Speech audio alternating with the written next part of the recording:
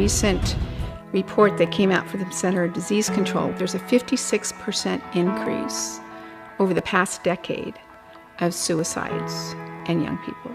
And we continue to see and hear from students how these issues are impacting them. Our goal is to go in and not to tell kids what to do, but to get them to think about the choices that they're making and how the choices they're making today can impact them for the future. Everyday heroes choose to be kind.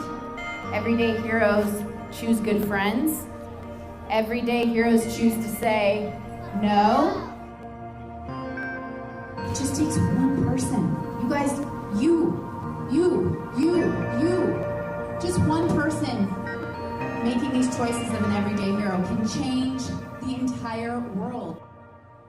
I'm a grown man, very confident in myself. I don't think I need the approval of people, yet there was a part of me who's an adult still wanting to be accepted and approved by people that I didn't even know.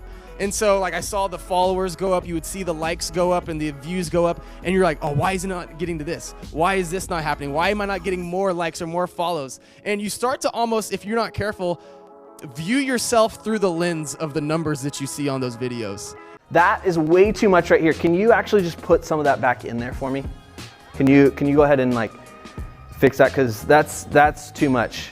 It's not working. And actually, that's kind of the point. You can't put this toothpaste back. Just like he was unable to put the toothpaste back in the tube, the same thing with our words. When they're out of our mouth, we can't put them back. Hey, my name is Wendy. And my name is Bryce. We're with Teen Esteem, and we're gonna talk to you guys about what happens when you get into a relationship with someone. You've met an ideal person to form a relationship with, how physically that relationship might progress. Where are you at risk for emotional heartbreak on the line? Oh, that's a good question, because that is not talked about a lot of times. People don't think about the fact that that can really impact you emotionally. So where are you at risk? I mean, some people would say oh, I saw Cole Sprouse and then I found out he had a girlfriend and I'm just never gonna recover. And so you're heartbroken. However, I think that's a little bit different, and whether you're experienced in relationships or not, I think we can all agree, the further down that line you go, the more at risk you are for emotional impact. A lot of my friends in middle school started developing mental illnesses such as depression, anxiety, suicidal tendencies and thoughts, eating disorders, and the list went on and on. One day, I finally heard those dreaded words. They told me they wanted to die. They told me not to tell any adults. They told me not to tell their parents, and that their parents specifically should never find out. The stigma around mental health is so negative that I could have lost a friend that day just because they didn't feel comfortable enough talking to their parents. I want everybody to know that you are not alone in your struggles.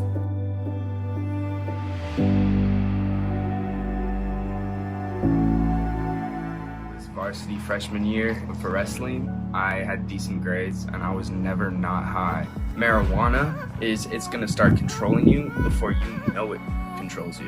But you could listen and save yourself now before all the consequences come in. Have a conversation with yourself and ask, am I prepared to risk everything? A kid who has a bunch of friends making him feel like pressured to smoke, drink, whatever. You need to find some new friends, buddy. I'm just using it casually. I'm trying to have fun. I'm trying to relax. I'm just being a teenager. I'm having some fun, partying here and there. What would you say to that teenager? I would say that my friend Xander said the exact same thing, and he is dead. Oh, man.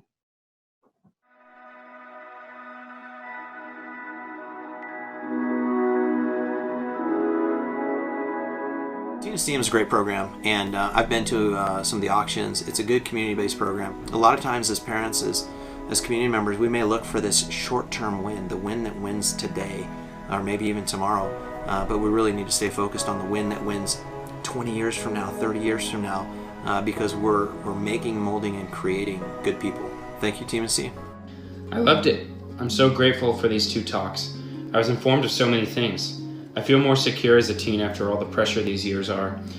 I know how to act in situations of drugs, alcohol, and relationships, and knowing my worth. I really did love the involvement the speakers put. They were talking to us, not at us like a lecture. See, my hope is that you will make great decisions. You will think with your future in mind. But you'll also know there's some people at Teen Esteem that are cheering you on from the distance, that are encouraging you to your very, very highest potential, that believe in you and know beyond anything else that your life has worth and meaning and value.